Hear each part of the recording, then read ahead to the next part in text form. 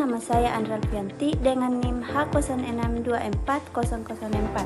Saya dari mahasiswa Program Studi Pendidikan IPA, Fakultas Keguruan dan Ilmu Pendidikan, Universitas Sulawesi Barat. Pada kesempatan kali ini, saya akan menjelaskan materi tentang pertumbuhan dan perkembangan. Pengertian pertumbuhan dan perkembangan.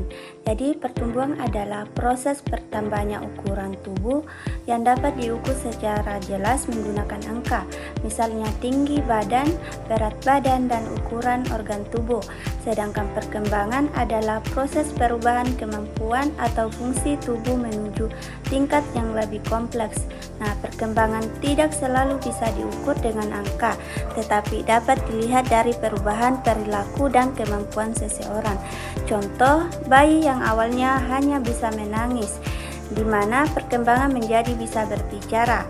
Anak kecil yang belum bisa berjalan, jadi perkembangan menjadi bisa berlari.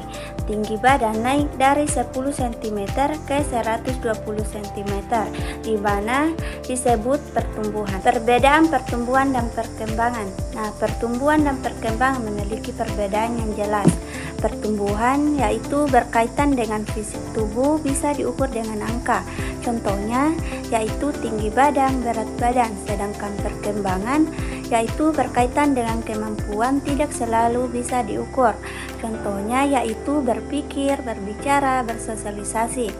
Nah, contoh dalam kehidupan sehari-hari yaitu anak yang berat badannya naik, itulah disebut pertumbuhan.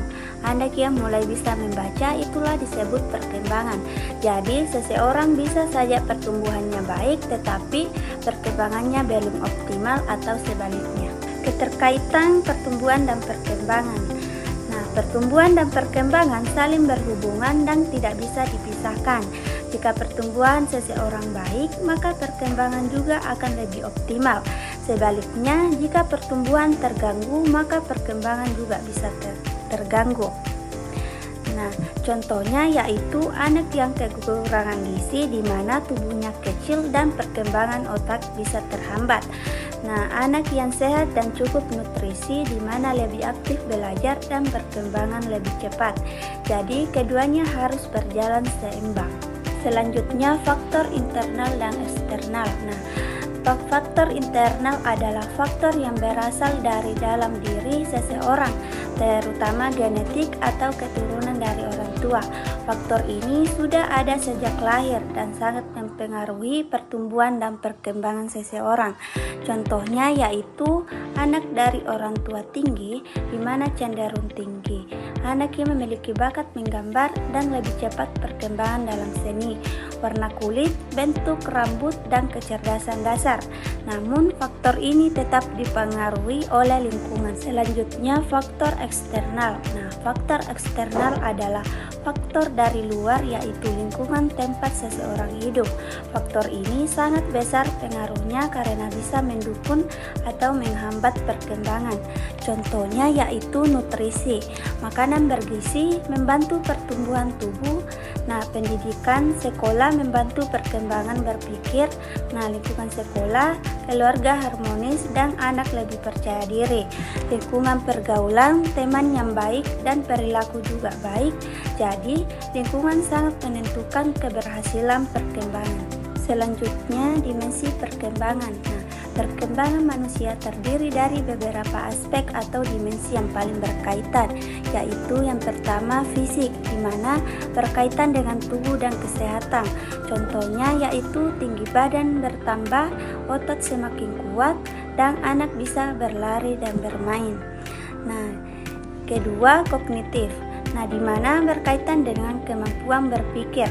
Contohnya yaitu anak belajar membaca dan berhitung, bisa memahami pelajaran, bisa menyelesaikan masalah. Nah, selanjutnya sosial. Nah, di mana berkaitan dengan berhubungan dengan orang lain. Contohnya bermain bersama teman, bekerja sama dalam kelompok, menghormati orang lain. Nah, selanjutnya emosional. Nah, berkaitan dengan perasaan. Contohnya yaitu tidak mudah marah, tidak bisa mengontrol emosi, bisa memahami perasaan orang lain. Yang terakhir, moral.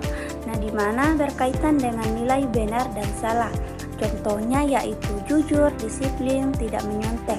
Nah, semua dimensi ini penting dalam kehidupan sehari-hari.